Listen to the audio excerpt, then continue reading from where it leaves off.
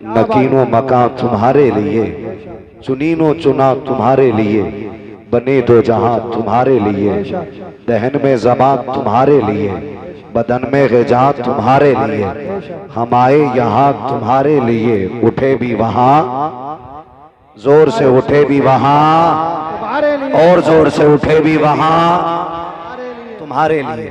कभी तो जलसे में इतनी जोर से आवाज खर्च कर लिया करो कि अगर गला बैठ जाए और सुबह कोई ये पूछ ले आपसे कि आवाज का क्या हुआ, तो कम से कम इशारे ही से सही ये तो कह के आ जाओ, आवाजों का नजराना मदीने वाले को दे के आ रहे। क्या बात है, सुभान अल्लाह। कम से कम इतना तो होना चाहिए। लेकिन बड़े अफसोस के साथ मैं एक बात कहूं, कहीं ना कहीं आज जो हम दरूद पढ़ने में कंजूसी करते या सुस्ती बरतते हैं, इसके जिम्मेदार भी हम ही लोग हैं। क्या बात। इसकी जिम्मेदारी आप आरएसएस को नहीं दे सकते, बजरंग दल को नहीं दे सकते, शिवसेना को नहीं दे सकते, किसी एक मखसूस जमात को नहीं दे सकते, किसी तंजीम को नहीं दे सकते। इसकी जिम्मेदारी मैं अगर दूंगा तो माँ बाप को दूंगा। बेशक, क्या बात। इसलिए कि बचपन से उन्होंने बच्चों को दुरूद का आदी नहीं बनाया। ये सबसे बड़ी कमी हमारी रही। हमारे घरों में पैदा होने वाला बच्चा किस्मत से मुसलमान होता है, मुकद्दर से हुजूर का आशिक हो जाता है, लेकिन नसीब यहां तक नहीं लाता कि वो हुजूर पे दुरूद पढ़ने का आदी भी हो जाए। क्यों? बहुत पहले एक बड़े साइंसदान ने एक तहकीक की थी कि इंसान जो बोलना सीखता है वो दाएं बाएं के लोगों से गुफ्तगू सुन के बोलना सीखता है। अगर किसी शख्स को पैदा होने के बाद किसी ऐसे मकान में बंद कर दिया जाए जहां किसी के बोलने की आवाज ना जाती हो, तो उसने कहा था अगर ये 100 साल का भी हो जाएगा तो गूंगा ही रहेगा। अगर 100 साल का भी हो जाएगा तो गूंगा रहेगा। बोले जरा, गूंगा रहेगा। 100 साल का भी हो जाएगा तो गूंगा ही रहेगा। यानी कि अगर वो बोलना चाहता है तो उसे अहले ज़बान में रहना पड़ेगा। ज़बान अच्छी करनी है तो अहले अदब में रहना पड़ेगा। अगर उसकी बोली अच्छी चाहते हो तो अच्छी ज़बान वालों के बीच में उसको रखो ताकि उसकी ज़बान अच्छी हो जाए। अब यही रुक के मैं एक बात कहना चाहता हूं, मैंने बिला वजह माँ बाप को इसका जिम्मेदार नहीं ठहराया। कहीं ना कहीं हमसे चूक हुई है। हमारे बच्चे घर में पैदा होने के बाद 5 के नोट को भी पसंद करने लग जाते हैं, 10 के नोट से भी प्यार उन्हें हो जाता है, 100 का नोट भी उन्हें प्यारा हो जाता है, क्योंकि वो माँ बाप को पैसे संभालते हुए देखते हैं। 1 रुपया अगर गिर जाए बाप तोड़ के उठाता है, बच्चा देख लेता है। 10 का नोट बच्चा फाड़ दे, बाप थप्पड़ लगा देता है। बच्चा महसूस कर लेता है कि 10 के नोट की अहमियत है, 10 के नोट की कीमत है। मुझे बताओ तो सही, आखिरी से दुरूद की कदर क्यों नहीं आई? इसे मुस्तफा पे सलाम की अहमियत क्यों नहीं आई? जब आका का नाम आया तो इसके सीने में तड़प पैदा क्यों नहीं हुई? क्यों नहीं उछला ये? क्यों नहीं आवाज निकली इसकी? क्योंकि ये जानता है मैंने बाप को पैसे से प्यार करते देखा है, लेकिन तन्हाई में दुरूद पढ़ते नहीं देखा। मैंने बाप को बिल्डिंग की इमारत की बुलंदियों पे नाज करते देखा है, लेकिन कभी दुरूद की कसरत की बात करते नहीं देखा है। जिन बच्चों के सामने अमीरों के तस्करे होते हैं वो अमीर बनने के ख्वाब देखते हैं, जिन बच्चों के सामने वलियों के तस्करे होते हैं वो मुत्तकी बन जाया करते हैं, जिन बच्चों के सामने नबी के तस्करे होते हैं खुदा की कसम वो अल्लाह वाले बन जाया करते हैं।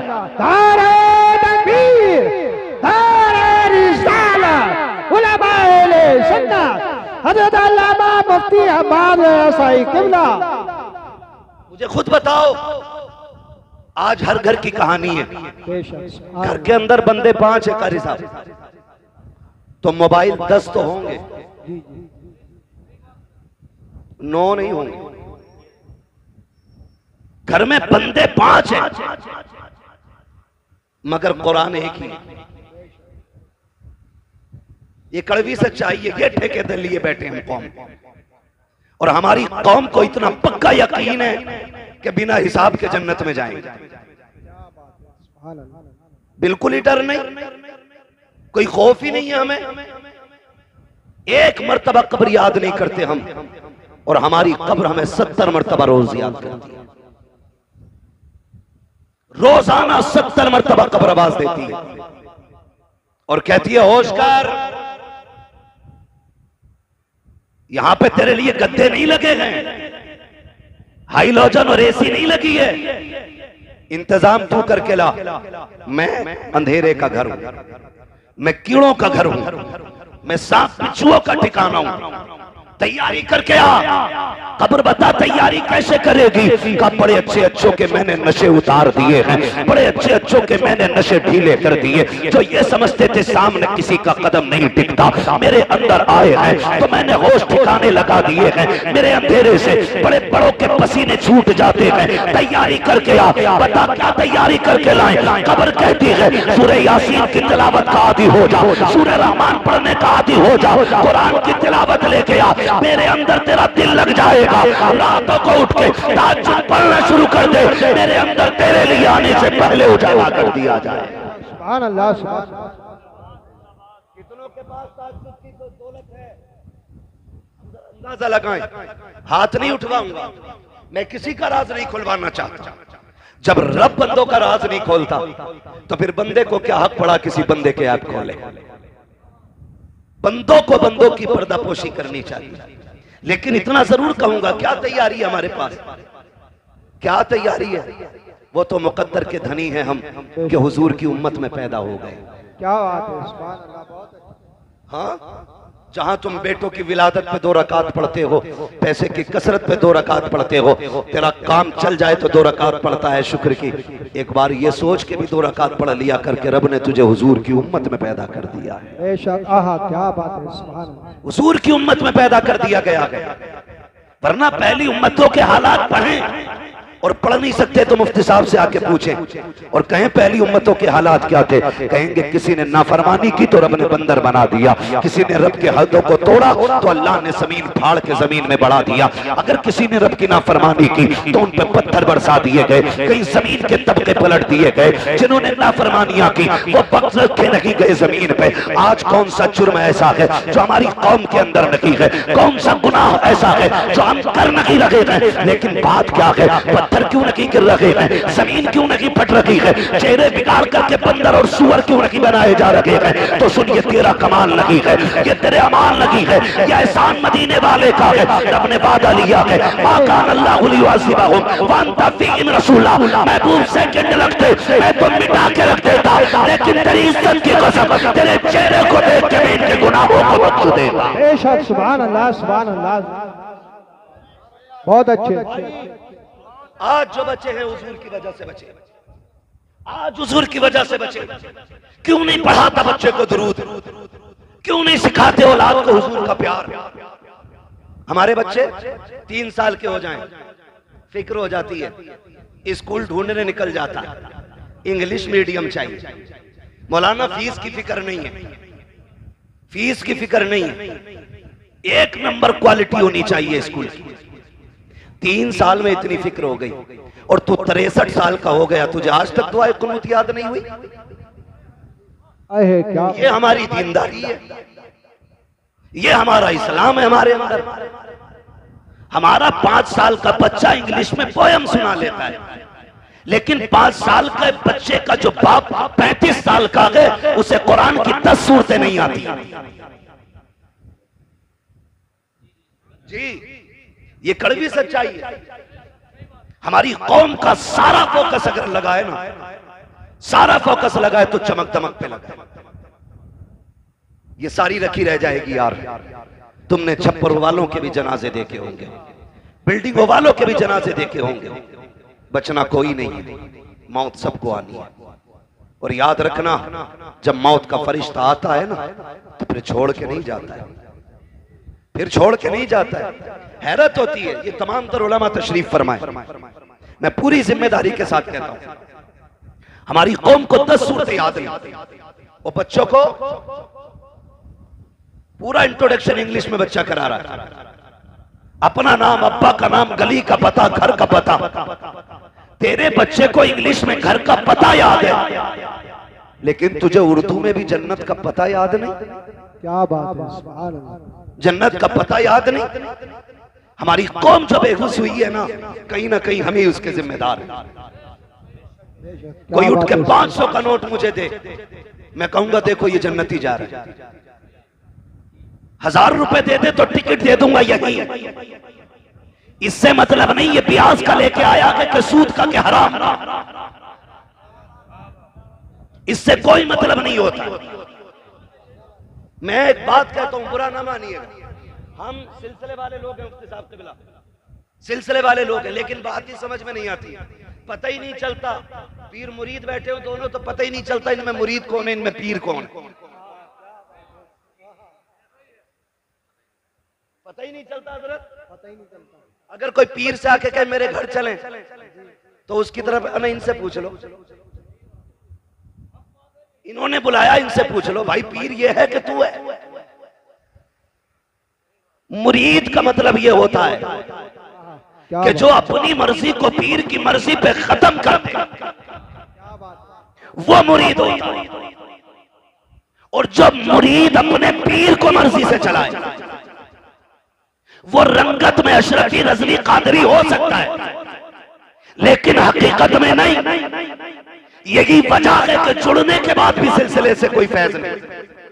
क्या बात, मिसाल लंबी नहीं, करीब की बात करूं, करीब की बात करूं।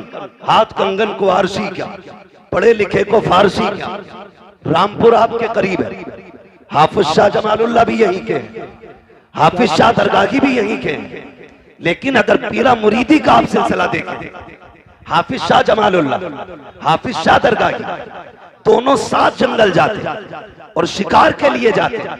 हाफिज शाह दरगाही का दिल थोड़ा नर्म था, जब हाफिज शाह जमालुल्लाह शिकार पर निशाना लगाते तो चुपके से जाके आप परिंदे को उड़ा दिया करते, उड़ा दिया करते। हजरत ने गौर किया कि जब निशाना लगाता हूं तभी क्यों उड़ता है, समझ गए इसमें दरगाही की चाल होगी। मोहब्बत से दरगैया कहते थे, दरगैया कह के आवाज देते थे। आगे बढ़े, परिंदा उड़ गया, आप फरमाते दरगैया का जी सरकार यही खड़ा रहे, ये कह के आप आगे गुजर गए, पलट के खानकाह में आ गए। 12 साल तक पलट के नहीं गए, 12 साल तक पलट के नहीं गए। 12 साल के बाद फिर उसी जगह पे पहुंचे और शिकार के लिए गए। अचानक कहते हैं यार मुझे यहाँ से दरगैया की खुशबू आ रही है, दरगैया की खुशबू आ रही है। जब इतना कहा दरगैया की खुशबू, लोगों ने निगाह डाली, कोई नजर नहीं आ रहा है। एक मिट्टी का टीला तो है लेकिन कोई शख्स नहीं है। आपसे कहा था हुजूर यहाँ दरगाही की बात कर रहे हैं, 12 साल हो गए हैं, आज तक दरगाही का पता नहीं चला है, आप किसकी बात कर रहे हैं? कहो ना हो मेरा दरगाही यही कहीं पर है। इतना कहने के बाद आपने आवाज दी दरगैया कहाँ है, जरा सामने तो आ। वो जो मिट्टी का ढेर लगा था उसमें खलचल पैदा हुई, मिट्टी फटी, घास छटी। हाफिज शाह दरगाही निकले, आने के बाद कहते हैं हुजूर हाजिर हो। कहा यहाँ क्या कर रहे हो? कहा याद कीजिएगा 12 साल पहले आपने यहाँ मुझसे कहा था दरगाही खड़ा हो जाओ। 12 साल से इसी जगह पे खड़ा हो। कहा ये मिट्टी का सरकार जहाँ कदम था वहीं पे रुका रखा, हवा चली, मिट्टी चिपकती गई, ढेर बनता गया, घास मुझ पे जमाई। कहते हैं अच्छा का फिर आया क्यों नहीं? कहा तेरी मर्जी से खड़ा हुआ था, तेरी मर्जी का इंतजार है। मैं कहना ये चाहता हूँ अगर रिश्ते ऐसे होते हैं तो अल्लाह वलियों में भी और शागिर्दों में भी मुरीदों में भी वो दर्जे अता फरमाता है कि जहाँ जहाँ हाफिज शाह जमालुल्लाह की बातें होती है वहाँ वहाँ हाफिज शाह दरगाही की बातें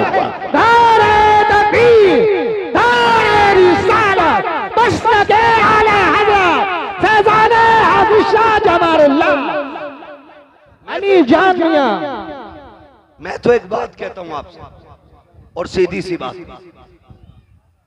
अली जान रहमतुल्लाह ताला अलैह, इनके नाम पे तुम कितनी भगोने बनाओ, क्या बात है, सुभान अल्लाह। नतीजा उस वक्त तक कुछ नहीं निकलेगा जब तक एक एक चावल हलाल का नहीं होगा। क्या बात, सीधी सी बात, एक एक चावल हलाल का होना चाहिए। हराम से दुनिया लौटा दो, अल्लाह को तेरे खर्चे की कोई परवाह नहीं। अगर रब ने तुझे मजदूर बनाया, मेहनत करके शाम को आ, 100 रुपए कमा के ला, तू 95 नहीं 99 बच्चों पे खर्च कर, एक खुदा की राह में खर्च कर दे।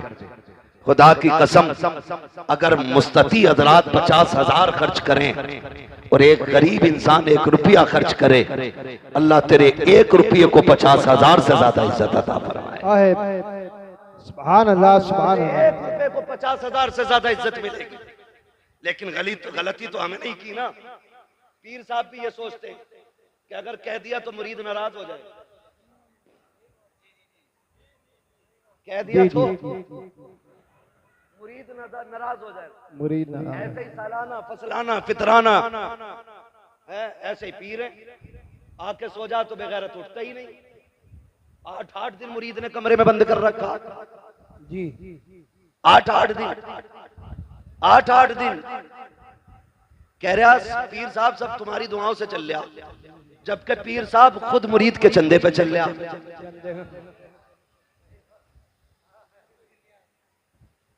मसला है कोई यार, ये कोई समझ में आने वाली बात है।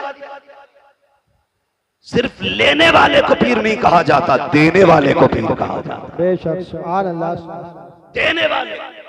मुझे एक बात याद आ रही है, मेरे मुर्शिदे गिरामी सैयदी सरकार ताजुश शरिया अल्लामा अख्तर रजा खान अज़हरी मियां रहमतुल्लाहि तआला अलैह।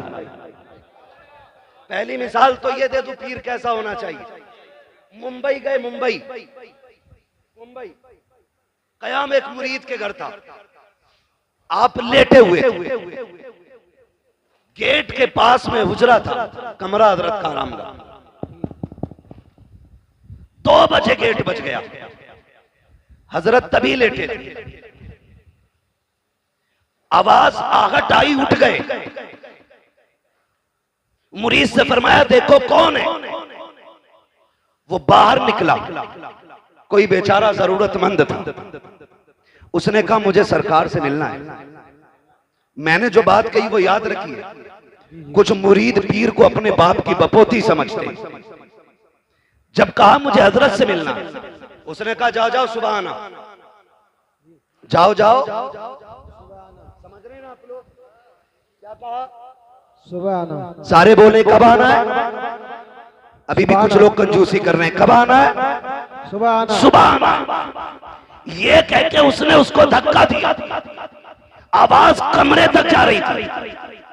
मन्नतों समाजत करता रहा कि सुबह मजदूरी के लिए जाना है, मंडी में जाके खड़ा भी होना है, बच्चों के लिए 4 पैसे कमा के लाने। मैं सुबह कहां लाइन में लगूंगा?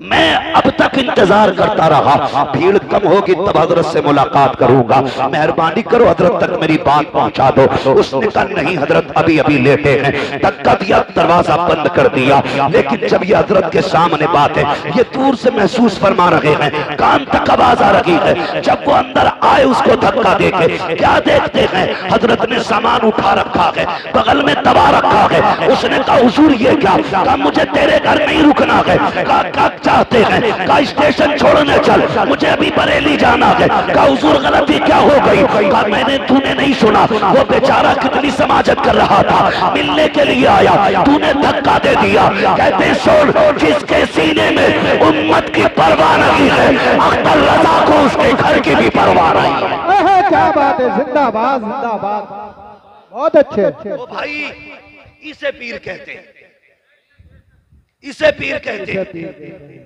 और अल्लाह माफ करे, अगर शहर का सबसे बड़ा स्मगलर, सबकी बात नहीं कर रहा हूं जी, सबकी बात नहीं कर रहा हूं मैं, चंद लुटिया डुबाने वाले पीरों की बात कर रहा हूं, जिन्होंने कौम की लुटिया डुबा रखी है। और हमारा काम है समझाना, इसलिए कह के जा रहा हूं, हम सिलसिलों के मुखालिफ नहीं, हम तो नस्ल दर नस्ल बुजुर्गों से जुड़ने वाले लोग हैं। हम बुजुर्गों के दामन से वाबस्ता हैं और यही जिम्मेदारी और कोशिश उलमा की रहती है कि अपनी कौम को अल्लाह वालों से जोड़ा जाए। बेशक, यही कोशिश रहती है सब। मैं अगर शहर में सबसे बड़ा स्मगलर है और पीर साहब से गहरे ताल्लुकात, ताल्लुक। तो एक बार भी हजरत ये नहीं कह सकते कि भाई ये काम बंद कर दे, क्योंकि वो रूठ जाएगा, वो रूठ जाएगा। इतनी हिम्मत नहीं है। मैं तो दावे के साथ कहता हूं, अगर हर पीर अपने मुरीद से गलत कामों को छोड़ने की सख्ती से ताकीद कर दे और ये कह दे तेरे घर का पानी तब पीऊंगा जब तू ब्याज लेना बंद कर देगा, जब तू रिश्वत का बाजार ठंडा कर देगा तब मैं तेरे घर पानी पीऊंगा, मेरा ईमान कहता है भले बच्चों को चटनी से पाले, अपने बच्चों को हराम के लुक़मे नहीं खिलाएगा वो बंदा। क्या बात है, सुभान अल्लाह, सुभान अल्लाह। लेकिन इस पे सख्ती नहीं। बस मैं आपसे चंद बातें करना चाहता हूं, बहुत गौर से मेरी बात सुनिए। भाई हल्का इको कम कर दीजिए, पीछे वाले लोग कह रहे हैं कि आवाज साफ नहीं आ रही। तवज्जो है सारे लोगों की, वैसे मेरे हिसाब से तो बहुत अच्छी आवाज है, तवज्जो है सारे लोगों की ना। हम अपने बच्चों को क्या सिखाते हैं? दौलत का भी एक नशा है जिसका खुमार शराब से ज्यादा होता है, ये याद रखना। दौलत का भी अपना नशा है, इसका खुमार शराब से ज्यादा होता है। अगर इसकी लत किसी को लग जाए ना तो फिर बेड़े गरक कर देती है, नस्लें फिर बचा नहीं करती, फिर बेड़े गरक हो जाया करते हैं। हम जानते हैं, हमारे घर में बच्चा पैदा हो, हमें 3 साल से इंग्लिश मीडियम की फिक्र और पूरा घर उसकी नौकरी में लग जाता है। वक्त पे जूते, वक्त पे ड्रेस, वक्त पे किताबें, वक्त पे टिफिन, सारी चीजें तैयार होती हैं, सारी चीजें। उसके बावजूद भी अगर बच्चे की तरफ से कोई कमी हो जाती है तो माँ बाप उल्टे बच्चे से निहोरे करते हैं, उसी को राजी करने की कोशिश करते हैं। आपसे एक बात कहूं, हमारे बच्चे स्कूल जाते हैं कि नहीं? जाना चाहिए, मैं तालीम का मुखालिफ नहीं, पढ़ें और आगे बढ़ें। इस दौर में वो तरक्की करेगा जिसके हाथ में कलम होगा। क्या बात है। जिसके हाथ में कलम नहीं उसे भीख भी नहीं मिलनी है, क्योंकि अब तो भिखारी भी QR कोड लिए घूम रहे हैं। मिल गया रोड पे भाई, 2 महीने का टूटा नहीं है, उसने जेब से निकाला, मशीन थी पूरी, बोलने वाली बटन दबा के बोला लो इस पे कर दो। मैं उसका मुंह देख रहा, मैंने भाई दिए जितने देने थे वो खटाक से उसकी मशीन बोली, इतने रुपए प्राप्त हुए। मैंने कहा फकीर भी इतने आगे बढ़ गए, मेरी कौम अभी कितनी पीछे पड़ी है। पढ़ें और आगे बढ़ें। भीख भी पढ़े लिखे लोगों को मिल रही है। लेकिन आपसे मैं एक बात कहूं, हम अपने बच्चों को स्कूल भेजते हैं, बोलो कै बजे उठ जाते हैं? कितने बजे उठ जाते हैं? माँ और बाप या माँ बहन ये तकरीबन 4 से 5 बजे तक बेदार हो जाते हैं। क्यों? बच्चे को स्कूल जाना है, इसलिए 4 बजे उठ जाते हैं माँ बाप।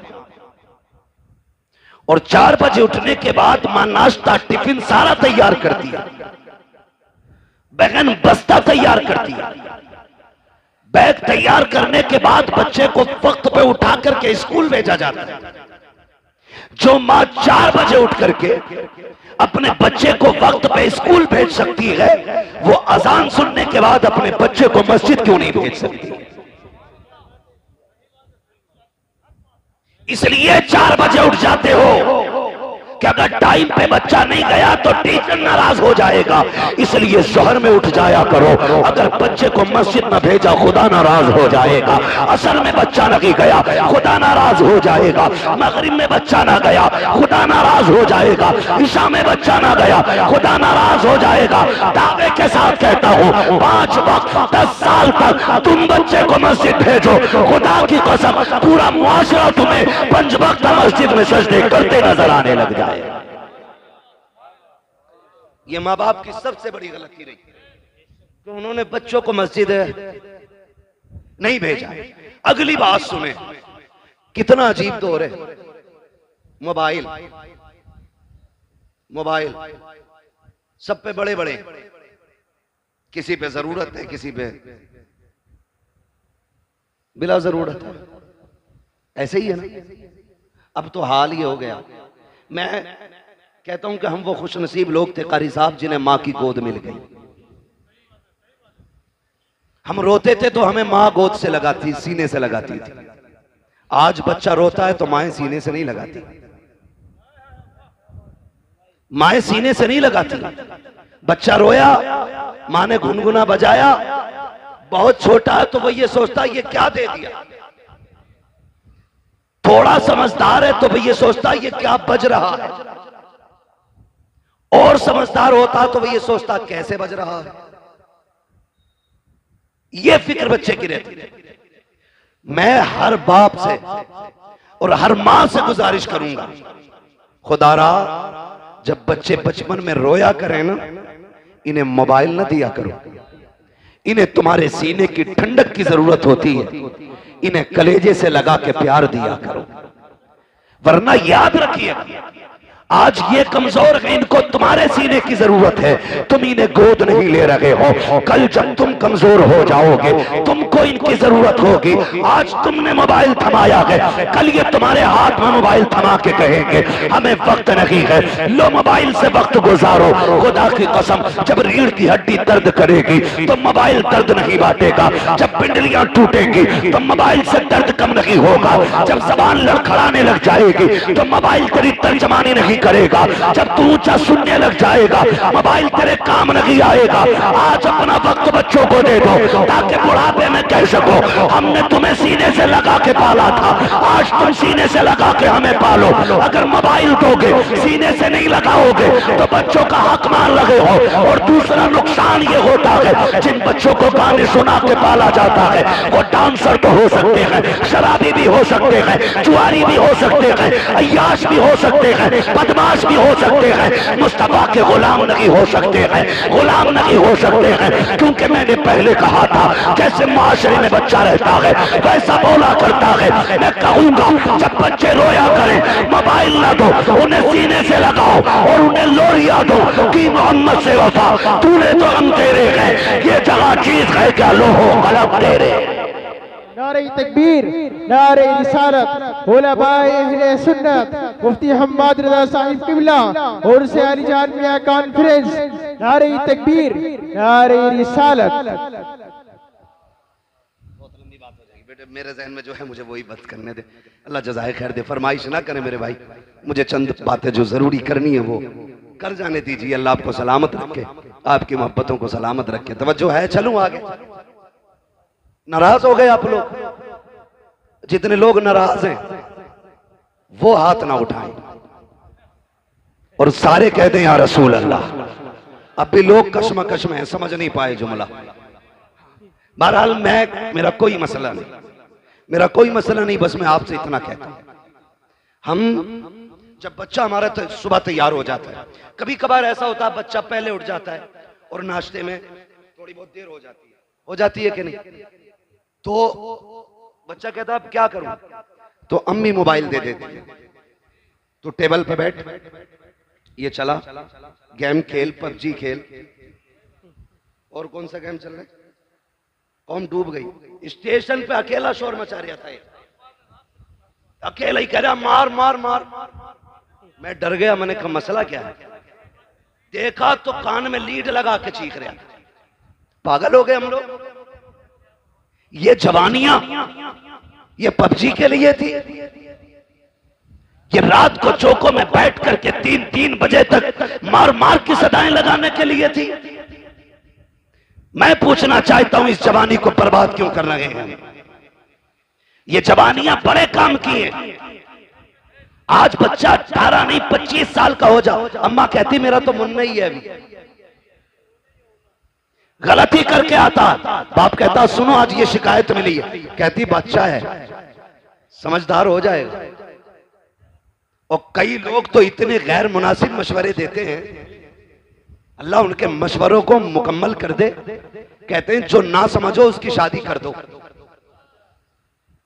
कि जब कंधे पे जुआ आएगा तो खुद सीधा चलेगा।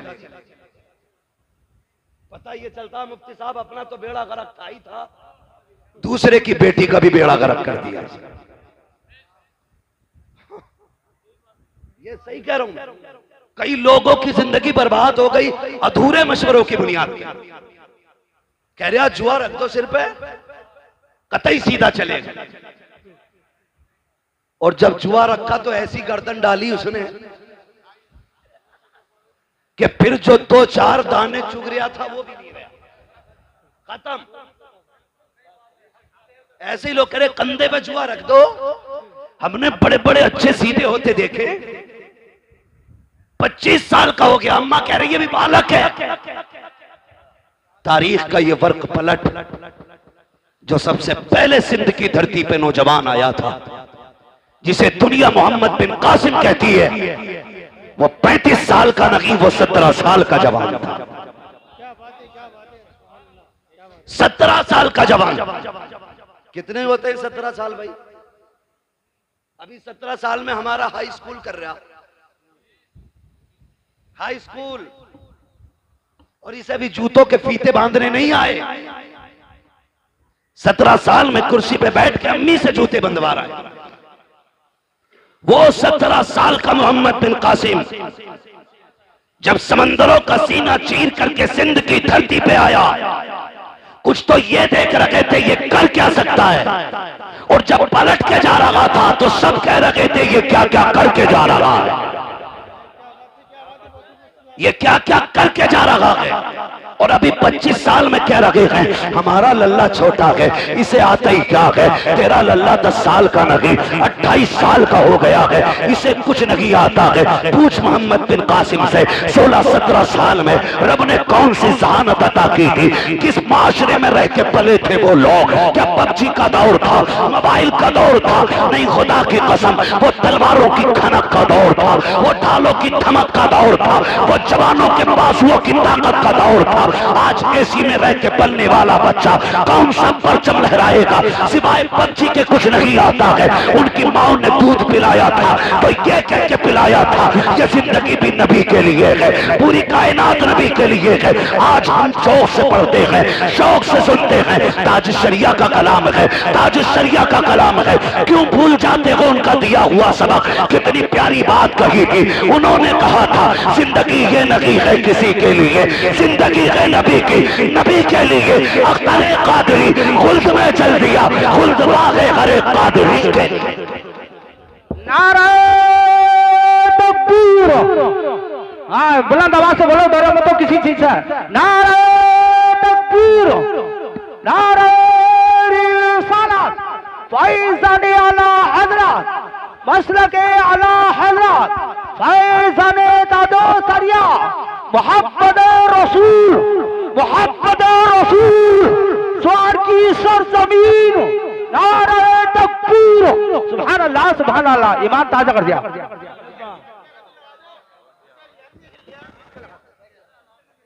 चलें आगे, जरा कह दें या रसूल अल्लाह।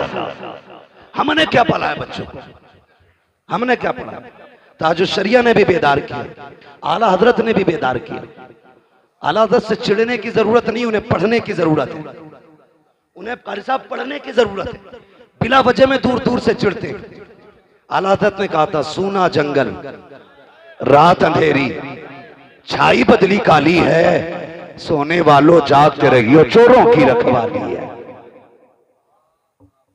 कितनी बड़ी बात कह गए, सोने वालों जागते रहियो, सोने वालों जागते रहियो, चोरों की रखवाली है। मैं आपसे कहना चाहता हूं क्या तैयारी हमने की है? सारे नौजवान बैठे, सारे नौजवान बैठे, इतना कमजोर कोई नहीं है जो रोजाना सलातुत तस्बीह ना पढ़ सके। पढ़ सकता है नहीं हर नौजवान? अगर सीख ले तरीका, हर नौजवान एक मर्तबा रात में सलातुत तस्बीह पढ़ सकता है। इतने मजबूत लोग हैं, इतने मजबूत लोग हैं। लेकिन नहीं, ये मजबूती ताकत की नहीं होनी चाहिए। और जिस्म की ताकत से भी उतना काम नहीं बनता जितना रब की रहमत से काम बना करता है। रब की रहमत से जितनों ने गर्दने मैदान जंग में कटाई, हर परवरिश के पीछे एक जियाली मां का हाथ है। पढ़ लो सारी तारीख। अलीजान बाबा की महफिल में बैठे हो, ये भी किसी पारसा मां का लाल होगा जिसकी रियासतें और इबादतें इतनी बुलंद हुई कि अल्लाह ने इसको विलायत का दर्जा अता किया। क्या बात है, क्या बात है, बहुत खूब। अगर माएं दीनदार होती हैं तो औलाद नेक हो जाती, लेकिन अगर माएं दीन के नाम पे बुज़दिल हो तो फिर औलादों में शेरे खुदा पैदा नहीं होते। ये याद रखिए, औलादों में फिर बहादुर पैदा नहीं होते। इसलिए माओं का बहादुर होना जरूरी है, और बहादुरी से मतलब है माओं का दीनदार होना जरूरी है। जो किचन में मोबाइल बजा के आटा गूंद रही है, उस रोटी को खाने वाला फजर में उठेगा? नहीं उठेगा। बताओ यार, उठेगा? अगर मां बिना दुपट्टे के खाना बना दे तो फिर उस रोटी को खाने वाले के दिल में दुरूद का जज्बा पैदा होगा? नहीं हो सकता। अगर चाहते हो तेरे लुकमे के अंदर इबादत का नूर पैदा हो तो फिर माँ से कह के कनीज़े फातिमा ज़हरा बन, बहन से कह के कनीज़े फातिमा ज़हरा बन। जाओ जाकर के बेटियों को बताओ कि रोटियां बनाया करो तो सर से दुपट्टे नहीं उतरने चाहिए। आज घरों में ऐश के साथ रहने के बावजूद हमारी घर की बेटियों के सरों पे दुपट्टे नहीं रखे, हया का चादर उनके सर से उतर चुकी है। आज मैं आपसे कहना चाहता हूँ, दुनिया फिलिस्तीन के लिए रो रही है, लेकिन मैं ये कहता हूँ जितनी बहादुर माएं फिलिस्तीन की जमीन ने पैदा की है, आज तक कोई जमीन पैदा नहीं कर रही है। उनके हौसलों को सलाम, उनकी जुर्रतों को सलाम, उनकी बंदगी को सलाम, रब से मोहब्बत को सलाम। एक बेटी का इंटरव्यू आया, उससे पूछा गया था हर वक्त नकाब में क्यों नजर आती हो? उसने कहा था तुम सफर की बात करते हो, हम तो बिस्तर पे भी लेटते हैं, तो नकाब पहन के लेटा करते हैं। का नकाब पहन के क्यों लेटती हो? किसी ने सोचा था कि शायद यह जवाब देगी कि कब भागना पड़ जाए इसलिए नकाब पहन के लेटते हैं, लेकिन उसके जवाब ने पूरी दुनिया को झंझोड़ के रख दिया था। बच्ची ने कहा था कि हमारी जमीन पे बमबारी हो रही है, कब जाने कहां जाने किस जगह बम गिर जाए और छत गिर जाए, कब उसके नीचे मलबे में दब के मर जाए। हम नकाब इसलिए पहनते हैं अगर किसी छत के नीचे हम दम दब के मर जाए और लोग लाशें निकालने आए तो हमारे जिस्म के ऊपर नकाब का पहरा होना चाहिए ताकि किसी की नजर हमारे बदन पे ना पड़ने पाए।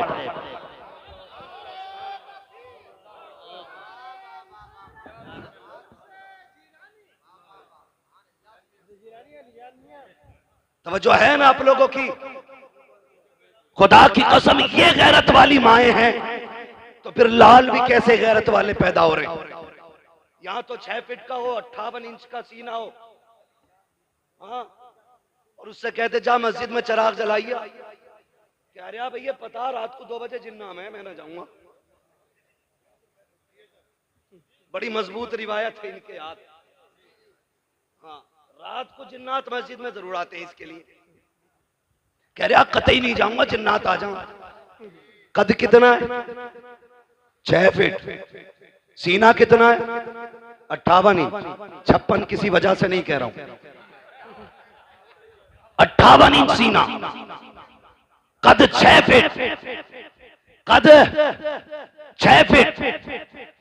अच्छा खासा लईम शहीन, चिराग जलाते तो कह रहा जिन्ना में। ये इसका नजरिया है। उन माओं के लालों को देखो, उम्रें 6 साल है, कद 1.5 फीट है, छोटे छोटे हाथ हैं, खा नहीं पा रहे हैं, बोनिया दूध की हाथों में है, हाथ में दूध का फीडर लेकर के बड़े बड़े बहादुरों के आगे AK-47 लिए दुश्मन सामने खड़े हैं। किसी के हाथ में बम है, किसी के हाथ में गन है, लेकिन उन माओं के लालों को सलाम करो। 6 साल की उम्र में भी आंखों में आंखें डाल के कहते हैं तूने समझ क्या रखा है? हमने मोहम्मद का कलमा पढ़ा है, हम जान दे सकते नहीं, ईमान नहीं दे सकते। मगर कब होगा? जब माएं नेक होंगी, जब माएं नेक होंगी। दादी कितनी नेक है पता है? पोते की शादी आ जाना, पैर नीचे नहीं रख रही है कारी साहब को, उड़ उड़ के कह रही है 7 दिन पहले गीत शुरू कर दो।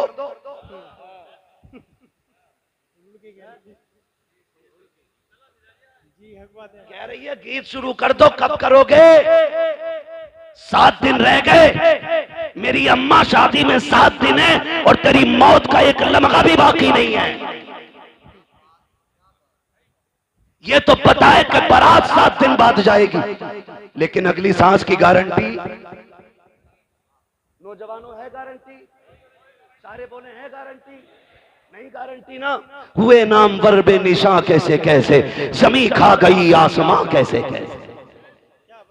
कह रही है 7 दिन रह गए, गीत शुरू कर दो। लड़का अगर हाफिज चाहिए ढाल लिया तो कह रही है कि मैयत बनवागा क्या घर की? और ढोलक में मीरे महफिल बन के बैठती है। हाँ, बारी लगा रही है, अब तू गा, अब तू गा। और जब परमल बट रहे तो कह रहे हैं पहले दादी को दो। सेव कहते परवल खीले ना, खीले ना, पहले दादी को दो। क्यों? कि इसका सबसे बड़ा कारनामा, गलत नहीं कह रहा हूं मैं, सबसे बड़ा कारनामा है। कभी कभी रातों में गांव से गुजरना होता है, चंद नौजवान लड़कियों के साथ, एक बूढ़ी साथ होती है।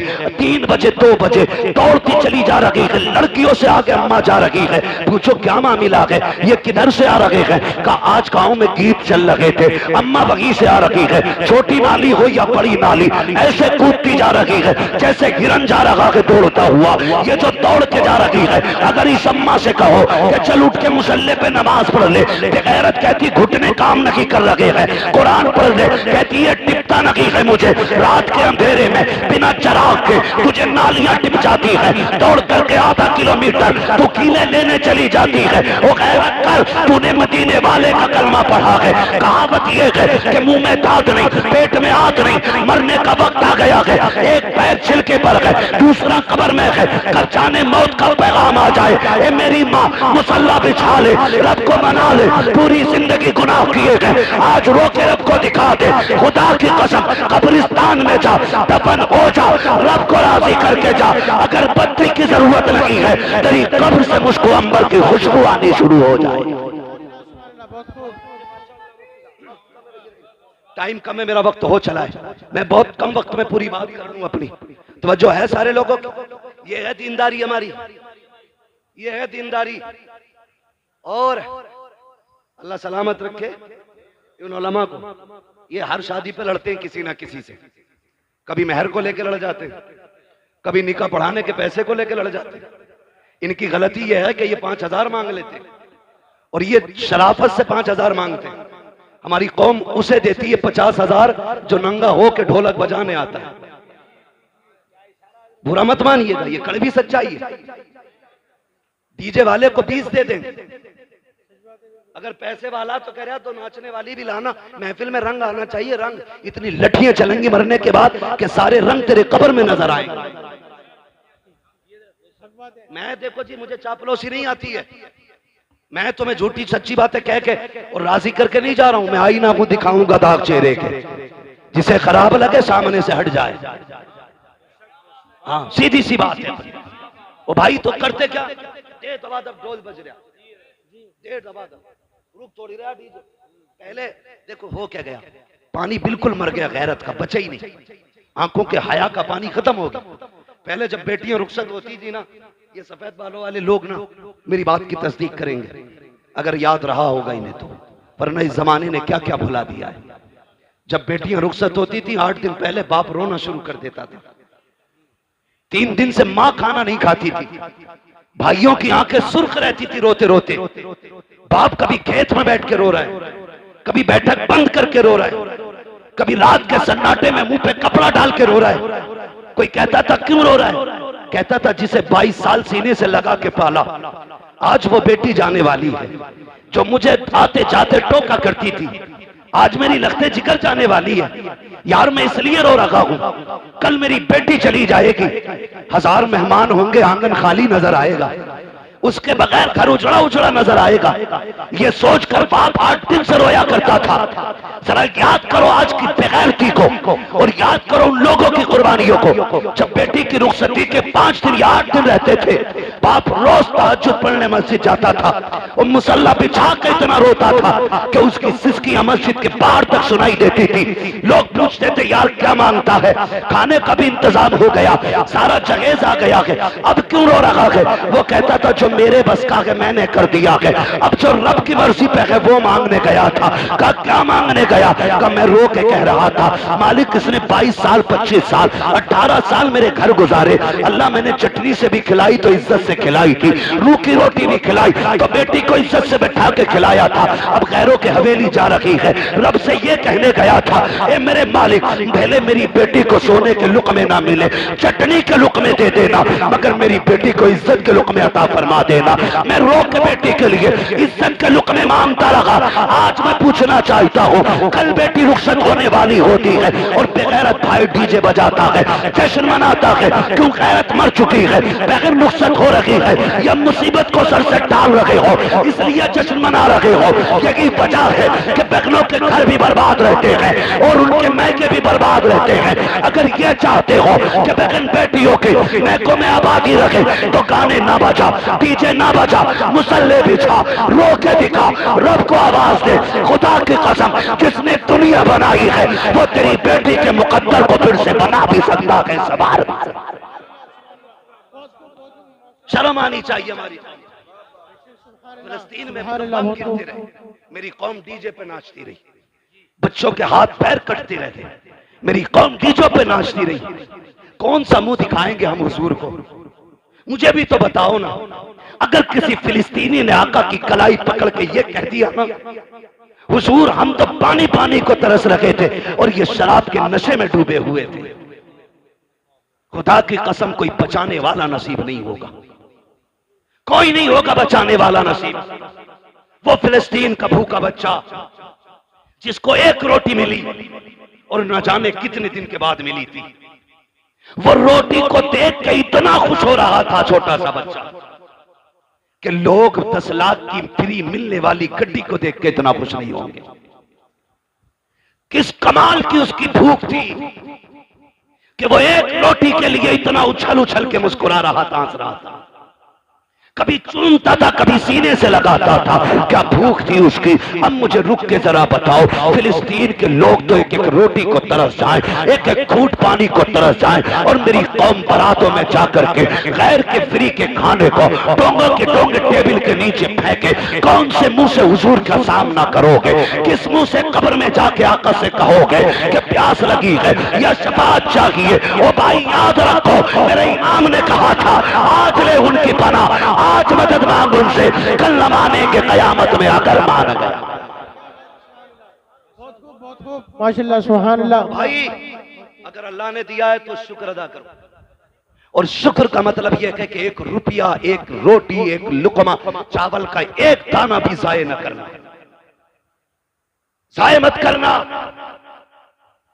खिला दो किसी भूखे को, दे दो किसी जरूरतमंद को। हालात हमारी कौम के बहुत ज्यादा बिगड़ते जा रहे। 8-8 दिन डीजे बजा करके फिर अपनी कौम में शोहरत लिखवाना चाहते हैं हम लोग। मेरा तो सीधा सा सवाल है, कारी साहब अगर किसी से ये कहा जाए ना डीजे क्यों बजाया था, कह रहा लड़के नहीं माने।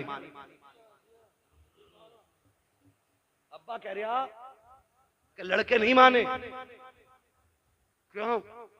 कब कह रहे थे शादी 1 ही बार हो अब्बा, शादी के 3 बार चांसेस और भी हैं, है ना? एक वक्त में 4 निकाह बंदा कर सकता है, लेकिन जिंदगी 1 ही बार मिलनी है। अगर तुझे लग रहा है शादी 1 बार हो रही है तो मौत भी 1 ही बार आनी है। कह रहे बालक ना माने। अब्बा से पूछो रिश्ता अपनी मर्जी से किया या लल्ला ने ठोक बजा के कर लिया? कह रहे ना उसमें तो हम गए थे।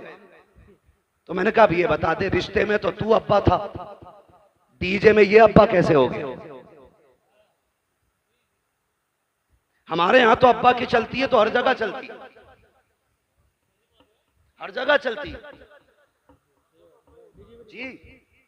तो अब्बा कह रहा लल्ला ना माना, लल्ला को पकड़ लिया इमाम साहब ने मस्जिद में। क्यों भाई यार, तुम तो कम से कम शर्म कर लेते। तो लल्ला अपने सिर की उसके सर पे डाल लिया। कह रहा बताऊं, मैं तो मना कर रहा था, लेकिन मेरा वो दोस्त ना गुड्डू, वो कह रहा बस खाली तू हाँ कह दे, खर्चा सारा मेरा। तो सुनो गुड्डू पप्पू के यारो, इस गुड्डू पप्पू का हाथ पकड़ कब्रिस्तान लेके चल,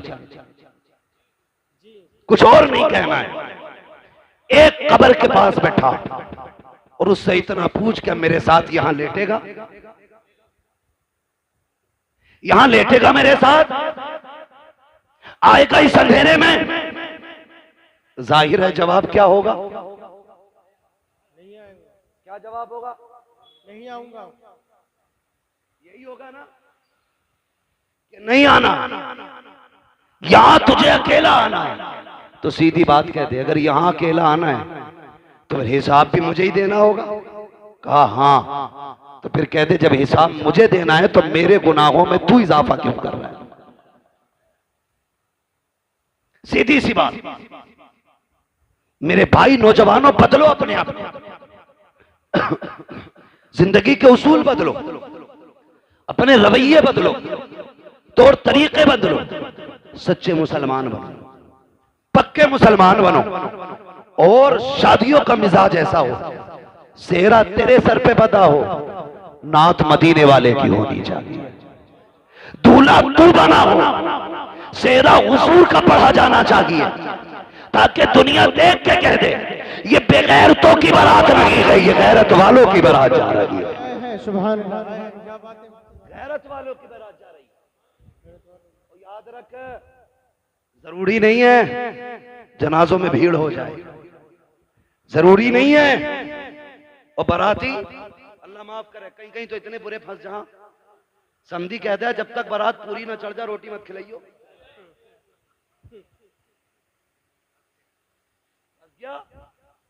40 किलोमीटर चल के गया था बाइक से, अब वहां दूल्हा के साथ फैलना है, तो पैर ऐसे उठ रहे हैं कि इधर एक उधर, गिरते पड़ते दूल्हा के साथ टहलना। घूम लिया और जब निकाह का टाइम आया तो 5 लोग बचे। कितने? 5 लोग बोल सकते हैं कि नहीं? कितने?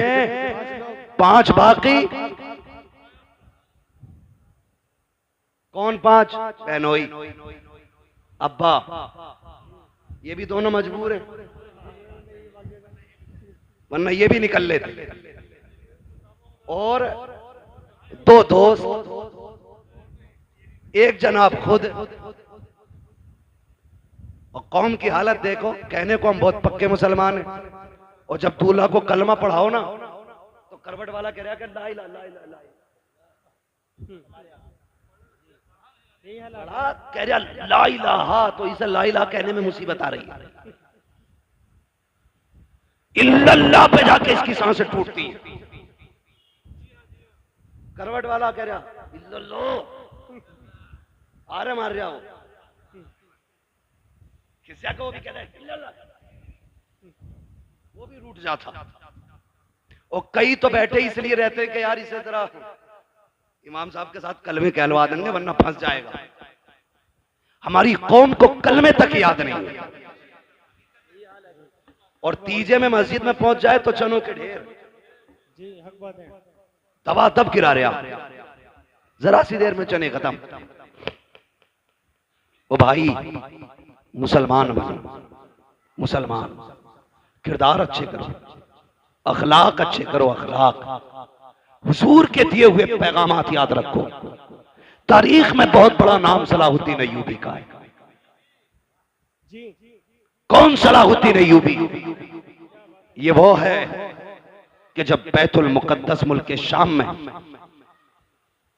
काफिरों का कब्जा हुआ और मुसलमानों का कत्लेआम किया गया, 70,000 एक दिन में मुसलमान काटे गए, सड़कों पे खून का आलम यह था कि घोड़ों के पैर फिसल लगे थे चलते हुए। इतना खून फिलिस्तीन में बहा था मुसलमानों का। उसी दिन से इस जवान ने अकेले खड़े होकर कहत किया था, आज जो 70,000 काटे गए हैं, जब तक इनका बदला ना ले लिया जाएगा उस वक्त तक चैन से नहीं बैठना। और तारीख गवाह के अकेला उठा, रब ने मदद की। फिर इसने फलस्तीन के दरवाजे पे जाकर बैतुल मुकद्दस के दरवाजे को खटखटाया। पादरी खड़े हो गए आगे आके। आज सलाहुद्दीन अय्यूबी फातेह बन के खड़ा है। पादरियों की गर्दनें झुकी हैं, हिसाब लगा रहे थे, हमने इनके 6 माह के न छोड़े, बेटों के बच्चे कत्ल किए, औरतें बच्चों पे तलवारें चलाई गई, जवान नौमर मारे गए, ये तो आज एक को ढूंढ ढूंढ के कत्ल करेंगे। सारे लोगों की गर्दनें झुकी हुई थी, सब सलाहुद्दीन अय्यूबी का चेहरा देख रहे थे। आपने कहा था, सलाहुद्दीन अय्यूबी कहते हैं, कहो पादरी आज क्या लग रहा है तुमको, तुमने मेरे मुस्तफा की 70,000 उम्मत को बेदर्दी के साथ काटा था, आज क्या होना चाहिए? सबकी गर्दनें झुक गई। आज हमारी बर्बादी का दिन है, आज बदले का दिन है, आज हमें मौत नजर आ रही है। सलाहुद्दीन अय्यूबी की आंख में आंसू आ जाते हैं, आंखें बरस जाती हैं। कहते हैं जालिमो तुम क्या जानो, इस्लाम क्या है और मुसलमान क्या है। आज तुम्हें बदला नहीं लिया जाएगा। आज मैं वो करूंगा जो फतह मक्का के दिन मेरे नबी ने दुश्मनों के साथ किया था। कहा क्या करोगे? उन्होंने बेटी के कातिल को माफ किया था, मैं बैतुल मुकद्दस के कातिलों को माफ कर रहा हूं। तारीख गवाह है, खुदा की कसम। जैसी सलाहुद्दीन अय्यूबी ने इतना कहा कि मैं फतेह मक्का की तारीख दोहराऊंगा, मेरे नबी ने कहा था अंतुम मुत्तलका, आज सब आजाद हो जाओ। मैं भी कहता हूं आज तुम सब आजाद हो। जैसे इतनी बात कही ना, तुम सब आजाद हो, तो चीखें निकल गई लोगों की। पादरियां कदमों में आ गए, घुटनों के बल तो पड़े थे, खड़े होकर के कहते हैं सिर्फ रहने की इजाजत की बात नहीं है, सिर्फ कब्जे की बात नहीं है। सलाहुद्दीन हाथ बढ़ाइए, कलमा पढ़ाइए। कहा क्यों? कहा समझ गए हैं अगर एक सलाहुद्दीन अय्यूबी का किरदार ऐसा है तो मदीने वाले मुस्तफा का किरदार कैसा रहा हो।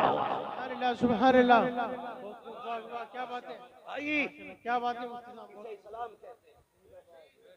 उसमें भी फरमाने मुस्तफा पे अमल सलाहुद्दीन अय्यूबी का देखे। तन्हा उठे, चंद लोगों के साथ उठे, फिर फौज बन गई। मैं अकेला ही चला था जानिबे मंजिल, मगर लोग साथ आते गए और कारवां बनता गया। ये कंडीशन हुई। उसमें भी एक कबीला, एक मोहल्ला ऐसा था जो इस्लाम नहीं लाया। सलाहुद्दीन अय्यूबी से जंग हुई। जंग के बाद फातेह बन के बैठा है सलाहुद्दीन अय्यूबी। क्या बन के? आज तो मिंबर या जीत जाए ना, कह रहा देखूं ऐसे गली वाले। यही बात है भाई, कोई बैठा हो तो बुरा ना मान लो, ये पूरे हिंदुस्तान की कंडीशन। कह रहा बस जीतन दो। मेरी पतंग थी, इसने इमली का स्टिकर लगाया, देख लूंगा इसे। जबकि 5 साल के लिए बना। तो इतना गुरूर है, इतना घमंड है। सलाहुद्दीन अय्यूबी जिसने बैतुल मुकद्दस फतह किया, जिसने बैतुल मुकद्दस पे ला इलाहा इल्लल्लाह का परचम लहराया, वो एक कबीले पे हमला करता है।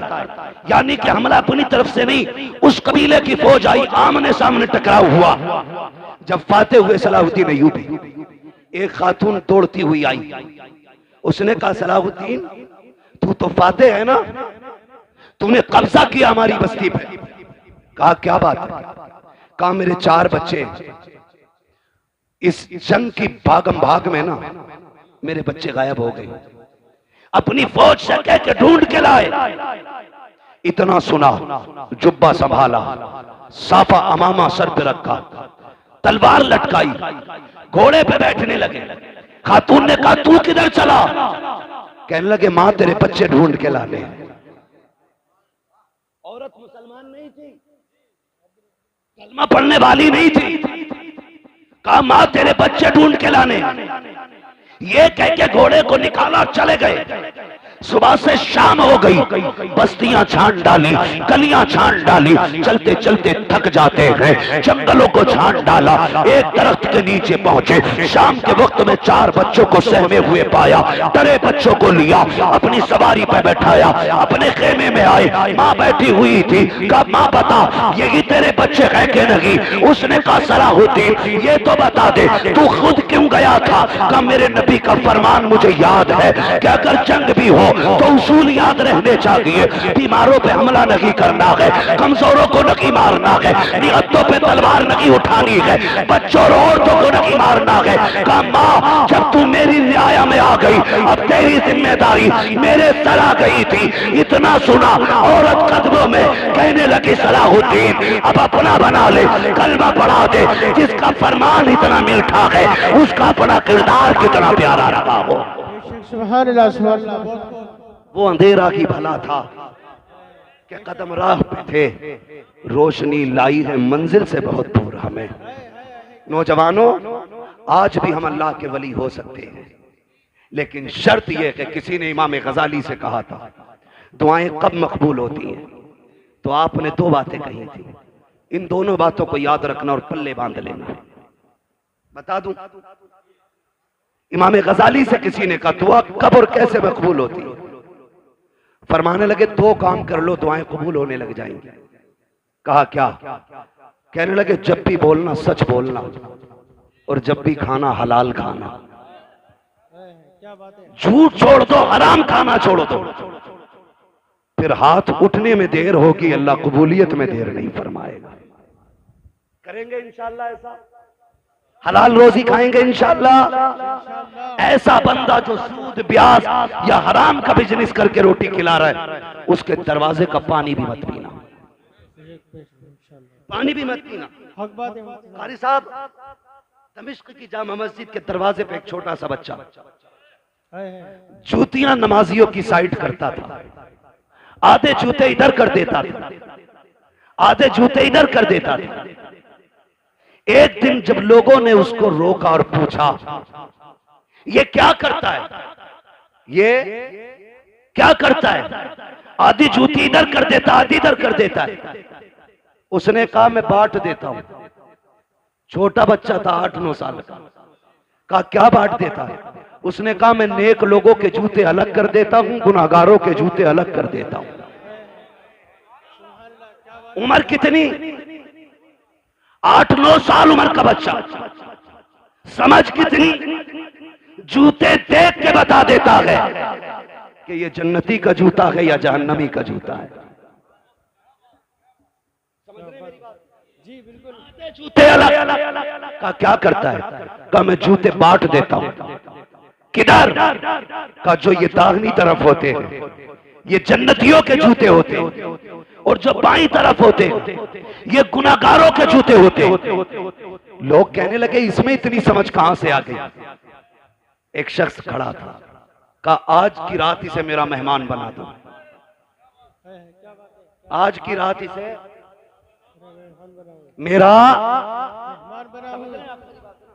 अभी आप देखेंगे पीरे तरीकत रहबरे राहे शरीयत शहजादे आला हजरत, हाँ हुजूर हसन मियां साहिब क़िबला दामज़िल्लहुल आली, सज्जादा नशीन खानकाह रज़विया बरेली शरीफ, आप देखेंगे आला हजरत के बेटे का चेहरा। मैं भी कभी कभी देखता हूं तो सोचता हूं, मैं सोचता हूं अगर नस्लों में इतना हुस्न है तो आला हजरत पे कितना हुस्न रहा होगा। आप देखेंगे उनके बेटे का चेहरा, शराफत, परहेजगारी, दीनदारी, हक्कानियत सारी देखने को मिलेंगी भी आप। और जब वो आ जाए ना उस वक्त मुझे कहना ना पड़े, पहले बतौर मशवरा कह दे रहा हूं आपसे, जो किसी से मुरीद ना हो ना आला हजरत के बेटे के हाथ में हाथ दे देना। आला हजरत के बेटे के हाथ में हाथ दे देना, क्योंकि आला हजरत ने कहा था तुझसे दर, दर से सग, सग से मुझको निस्बत, मेरी गर्दन में भी है दूर का डोरा तेरा, मेरी गर्दन में भी है दूर का और जब ये डोरा होना है तो फिर इस निशानी के जो सग हैं नहीं मारे जाते।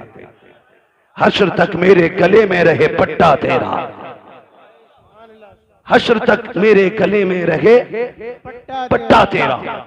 बच्चों को भी डाल देना उनके कदमों में, जवान भी पड़ जाना उनके कदमों में, इसलिए कि जब किसी से बैत हो जाता है ना तो फिर सिलसिले की बरकतें मिलना शुरू हो जाती है। तो देखेंगे आप एक अच्छी नस्ल का अच्छा शहजादा आने वाला है। वो इसलिए अच्छे नहीं महज के वो खान साहब है, वो इसलिए महज अच्छे नहीं क्योंकि वो काबुली पठान है, वो इसलिए सबसे अच्छे हैं क्योंकि वो शहजादा इमाम अहमद रजा खान है, इसलिए अच्छे हैं। उनको देखेंगे आप, बैठे रहिएगा इंशाल्लाह आने वाले। बस मैं बात समेटने लगा हूं, मेरे बाद महफिल की कार्रवाई जारी रहेगी। कहा कि ये बच्चा आधे जूते इधर कर देता, आधे इधर, इसमें ये फिरासत कहां से आई? तो एक ने कहा कि आज इसे मेरा मेहमान बना दो। ले गया वो, अगले दिन बच्चे को लाके वहीं छोड़ दिया। अब जब बच्चा जूते उठा रहा है तो अब जूते समझ में नहीं आ रहे बच्चे के। अब कभी इन जूतों को उठा के इधर करता है, कभी इधर के उठा के इधर करता है। सारे सर पकड़ के बैठ जाते हैं कि कई दिन से मुसलसल जूतों का ये एक दूसरे से इम्तियाज करने के बाद अलग-अलग रखता था, आज क्या हो गया है, ये जूते क्यों नहीं पहचान रहा है? तो उसने कहा मैं ये बताना चाहता हूँ, अब तक जो जूते पहचान रहा था, इबादत इस पे फर्ज नहीं थी, रोजा इस पे फर्ज नहीं था, सजदे इस पे फर्ज नहीं थे, लेकिन ये तहारत, ये पाकीज़गी इसके निगाहों को रब ने इसलिए अता की थी कि ये तस्बीह के साथ साथ हलाल के लुक़मे खाया करता था। आज शाम में इसे लेके गया, मैंने वो खाना खिलाया जिस खाने के अनाज से ज़कात नहीं दी गई थी, एक दिन का खाना खिलाया है, आंखों से ये तारत ले ली गई है। एक दिन अगर खा ले आंखों से बसीरत चली जाती है। और मेरे भाई अगर एक दिन के खाने से नूर चला जाता है तो रोज खाने से ईमान का हाल क्या होगा? इसलिए हलाल खाया करो ताकि सो तो हुजूर दिखाई दे, कब्र में पहुंचो तब भी मदीने वाले का जलवा नजर आ। ऐसी जिंदगी गुजारो। या अय्युहल्लज़ीना आमनू उदखुलू फिस्सिल्मि काफ़ा, ईमान वालों पूरे पूरे इस्लाम में दाखिल हो जाओ। ऐसे इस्लाम में दाखिल हो जाओ तुम्हारी वज़ा कता जाहिर बातिन सारा इस्लाम वाला होना चाहिए। लोग देख के पहचान ले मुसलमान जा रहा है, देख के पहचान ले, फिर मरो, फिर मरने का भी मजा है। हम डरते इसलिए कि मौत से कि हमारी आखिरत की तैयारी कोई नहीं है, आखिरत की तैयारी हमारी कोई नहीं है, इसलिए डरते हैं। वरना जिन सहाबा की तैयारियां थी या जिन वलियों की तैयारियां थी, खुदा की कसम बढ़ बढ़ के गर्दनें कटाया करते थे, बढ़ बढ़ के गर्दनें कटाया करते थे। उन्हें मालूम था मौत आने की देर है, जन्नत के दरवाजे खुले नजर आ रहे हैं। आज तैयारी कोई नहीं, पक्का पता कुटाई होनी है, सब जानता किसकी मैंड काटी है, सब पता किसके पैसे मारे। अब आखिरी टाइम रो रहा है। ओ मेरे भाई, खुदारा जिंदगी अच्छी गुजारो और ऐसी जिंदगी गुजारो कि जब कफन में लेटो और तुम्हारा जनाजा चले तो बताने की जरूरत न पड़े बंदा कैसा था, कौन था। तेरे जनाजे की खुशबू उछल उछल के कहे लहद में इश्क रुखे शह का दाग लेके चले, अंधेरी रात सुनी थी चराग लेके चले, तेरे गुलामों का नक्शे कदम है रागे खुदा, वो क्या भटक सके जो ये सुराग लेके चले। आज ना ये उर्स है हुजूर अली जान रहमतुल्लाहि तआला अलैह का, इनकी जिंदगियां कुरान और नमाजों में गुजरी, इसलिए रब ने मरने के बाद भी, इंतकाल के बाद भी इनके मजार पे मेले लगा रखे हैं। हम दुनिया में अकेले हो जाते हैं, ये विसाल के बाद भी भीड़ में रहा करते हैं। अगर चाहते हो तुम भी जन्नती बनो तो फिर जिंदगी दीन इस्लाम के मुताबिक, जितने भी नाजायज रस्में और फालतू खर्चे हैं सारे बंद करो, उन पैसों को उठा करके तालीम पे लगाओ।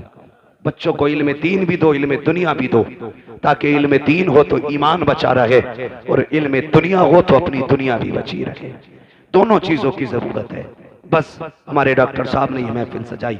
अल्लाह ताला इनकी कोशिशों काविशों को बारगाह में कबूल मकबूल फरमाए। हम सब की हाज़िरी अल्लाह रब्बुल इज़्ज़त साहिब मज़ार की बारगाह में कबूल फरमाए। कोई ये ना सोचे उर्स में आया था करामतें बयान नहीं की। करामतों से ज़्यादा ज़रूरी है आज इस्लाह अमल का होना। अगर अमल नेक हो जाएंगे, अमल अच्छे हो जाएंगे तो करामतें तुम्हारे वजूद में पैदा हो जाएंगी। आप अगर नेक हो जाओगे तो करामतें सुनने नहीं, करामतें दिखाने लग जाओगे। इसलिए मैंने सारी बातें अमल से की हैं, इसलिए कि अमल अच्छा होता है तो बंदा भी अच्छा हो जाता है, अमल खराब होता है तो फिर अच्छा खासा 6 फीट का बंदा भी खराब हो जाता है। बस जो हुए अगलात उनका माफ फरमाए रब्बे कायनात। जिंदगी ने दिया साथ, फिर होगी मुलाकात। चमन रहा नात पढ़वा लीजिए 10 मिनट। मैं इतना थका हूं 10-11 दिन के सफर के बाद। आप तो मुझे जानते, मुझे कोई वो नहीं होता, मैं थक गया हूं इतना ज्यादा कि मुझे बोलने में भी अब तकलीफ हो रही है। कार साहब मेरी बात सुन लें। इस बीच में ना नात सुन लो थोड़ी। नात पढ़ने वाले लोग रुकने, बस मेरे भाई मेरी एक बात है ना एक बात मेरी, प्लीज मेरी बात सुन। अच्छा बैठ जाइए, बैठ जाइए। अल्लाह आपका सलामत रखे। फरमाइशें काफी बढ़ जाया करें।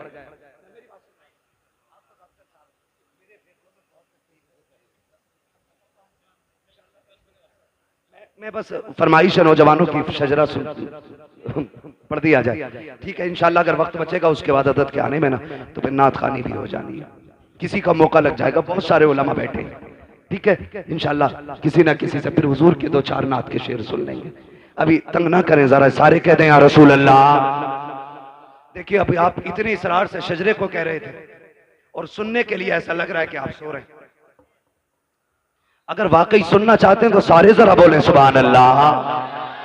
ये आगे वाले लोग जो है ना, जिम्मेदारी थोड़ी समझा करें। हाँ, डिस्प्ले अच्छी होती है तो माल अच्छा लगता है, और डिस्प्ले खराब हो ना तो फिर कंपनियां ही भाग जाती हैं। तो जो सामने बैठे ज्यादा जिम्मेदारी आपकी, और अल्लाह का शुक्र है सारे ही जवान बैठे। और अगर माँ ने इस नियत से दूध पिलाया है ना कि बेटे जिंदगी हुजूर के लिए है, तो फिर कोई बंदा खामोश नहीं रहेगा। जब मैं हाथ का इशारा करूं तो आपको क्या बोलना है? बहुत कम दूध पिया है भाई, जोर से बोले जरा सुभान अल्लाह, सुभान अल्लाह, और जोर से। देखो मैंने आपसे बीच में नहीं कहलवाया, क्यों? हालांकि अच्छी बात है, कहते रहो, नेकी मिलती है। मैंने इसलिए भी नहीं कहलवाया कि मुझे गैरत आती है सुभान अल्लाह कहने के लिए भी प्रेशर डाला जाए।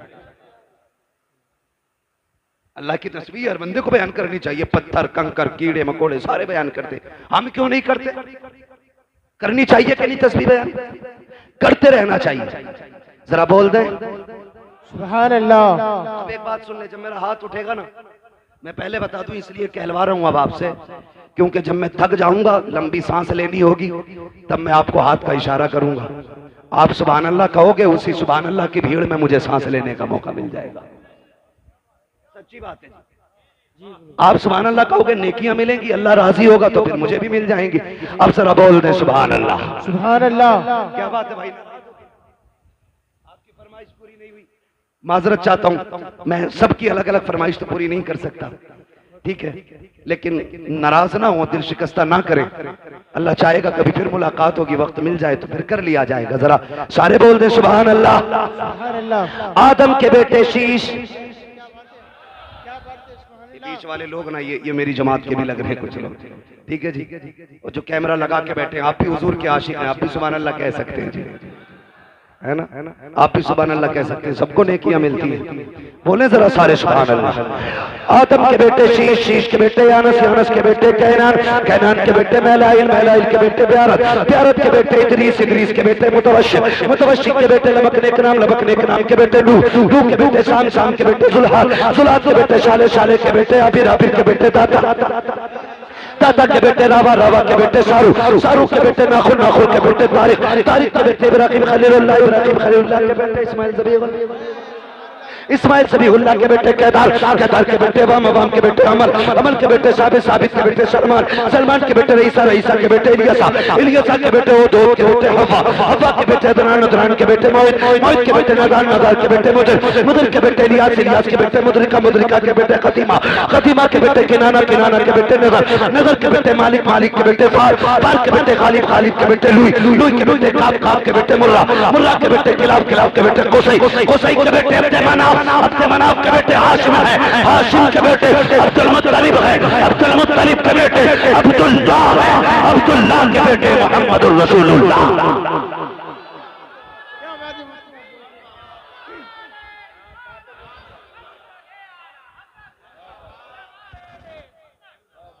बस बस जो हुए अगला तुमको माफ फरमाए रब्बे कायनात। जिंदगी ने दिया साथ, फिर होगी मुलाकात, चमन रहा फूल खिलेंगे, जिंदगी रही फिर मिलेंगे, मुसाफिर हम भी मुसाफिर हो तुम भी, किसी मोड़ पर फिर मुलाकात होगी।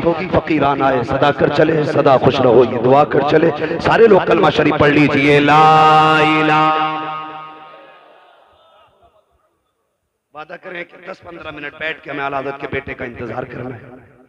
उनका इंतजार इसलिए भी करेंगे क्योंकि उनके जद्दे अमजद ने कहा था, एक मेरा ही रहमत में दावा नहीं, शाह की सारी उम्मत पे लाखों सलाम।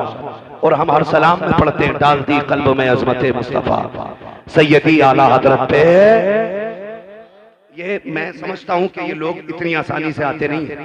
हमारे डॉक्टर साहब के मामलात बड़े गहरे हैं और स्वार के लोगों से गालिबन हजरत बहुत ज्यादा मोहब्बत भी करते हैं, इसलिए हजरत अक्सर यहाँ आते जाते रहते हैं। कोई हमें अगर इतनी इज्जत दे रहा है तो फिर हमें उसकी दिल से इज्जत करनी चाहिए, उसकी दिल से इज्जत करनी चाहिए। ऐसा ना हो हजरत आए और आप उठ के चले जाएं। कोई बात नहीं, अगर आज आधा घंटा लेट जाग लेंगे, सो लेंगे तो क्या हो गया, यही सोच लेंगे रात का आधा घंटा हमने आला हजरत के बेटों के नाम किया था। उन्होंने जिंदगी उम्मत के नाम की है, हम उनके बेटों के लिए कम से कम आधा घंटे के लिए तो रुक सकते हैं ना। उम्मीद है इंशाअल्लाह उठेंगे, नहीं नात सुनेंगे इतने में हज़रत तशरीफ ले आएंगे। मेरे साथ कलमा शरीफ पढ़ लीजिए, ला इलाहा इल्लल्लाह मुहम्मदुर रसूलुल्लाह व मा अलैना इल्लल बलाग। अस्तगफिरुल्लाह रब्बी मिन कुल्लि ज़ंबिन व अतूबु इलैहि। अस्सलामु अलैकुम व रहमतुल्लाहि व बरकातुहू।